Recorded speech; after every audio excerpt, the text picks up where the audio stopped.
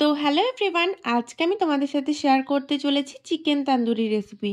প্রতিদিন যেভাবে তোমাদের ভিডিওগুলো শেয়ার করে আমি ঠিক সেভাবে করতে পারবো না আজকে, কারণ এটা ছিল আমাদের পিকনিকের একটা রেসিপি।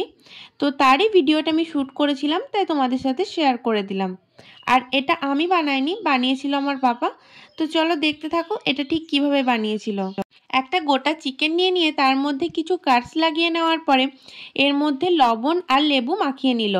এই পুরো প্রসেসটাই করতে হবে হাত দিয়ে, না হলে ভালো লাগবে না। তারপর এখানে ধনে গুঁড়ো, জিরে গুঁড়ো, কাশ্মীরি লঙ্কার গুঁড়ো, নর্মাল লাল লঙ্কার গুঁড়ো আর গোলমরিচের গুঁড়ো, আর এখানে দিয়ে দেওয়া হলো তান্দুরি মশলা, আর তারপরে দিয়ে দেওয়া হলো হলুদ। এখানে সব কিছু 1 চামচ করে ইউজ করা হয়েছে।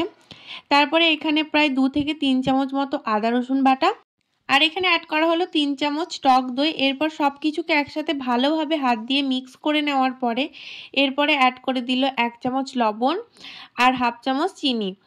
তো এরপর ভালোভাবে গোটা চিকেনটার মধ্যে এই মশলাগুলো লাগিয়ে নিতে হবে, আর কাটসগুলোতে ভালোভাবে হাত দিয়ে লাগিয়ে নেবে। অনেকক্ষণ ধরে লাগাতে হবে, খুব স্লোলি। তারপরে এটাকে 1 থেকে 1.5 ঘন্টা ম্যারিনেট করে রেখে দেওয়া হয়েছিল। তারপর একটা তাওয়ার মধ্যে কিছুটা পরিমাণে বাটার দিয়ে চিকেনটা এইভাবে 1 থেকে 2 মিনিট মতো কুক করে নিতে হবে মিডিয়াম ফ্লেমে। আর এই প্রসেসটা না খুব স্লোলি প্রসেস, এটা খুব স্লো না করলে উপরটা একদম পুড়ে যাবে আর ভিতরটা কাঁচাই থেকে যাবে, আর একটুও ভালো লাগবে না খেতে। আর এটা করতে আমাদের প্রায় ওই 1 থেকে 1.5 ঘন্টা মতো টাইম লেগেছিল। এরপর চিকেনটাকে একটা শিকের মধ্যে ঢুকিয়ে নেওয়া হয়েছে।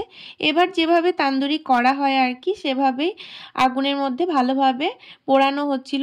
আর মাঝে মাঝে আমি এখানে একটু করে বাটার ব্রাশ করে দিচ্ছিলাম, না হলে ড্রাই হয়ে যাবে, একদমই জুসি হবে না চিকেনটা ভিতর থেকে, তো ভালো লাগবে না খেতে। তো সেই কারণে বারবার প্রায় 1 মিনিট পরপরই এটাকে ভালোভাবে বাটার দিয়ে ব্রাশ করে নেওয়া হচ্ছিল।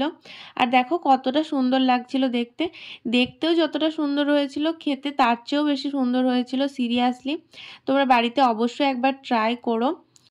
তো এটা প্রায় শেষের দিকে হয়েই এসছে। তো কেমন লাগলো তোমাদের এই ভিডিওটা অবশ্যই কমেন্টে জানিও, আর ভালো লাগলে লাইক কমেন্ট শেয়ার করতে একদমই ভুলো না। দেখা হচ্ছে আবার নেক্সট কোনো ভিডিওতে, ততক্ষণের জন্য বাই।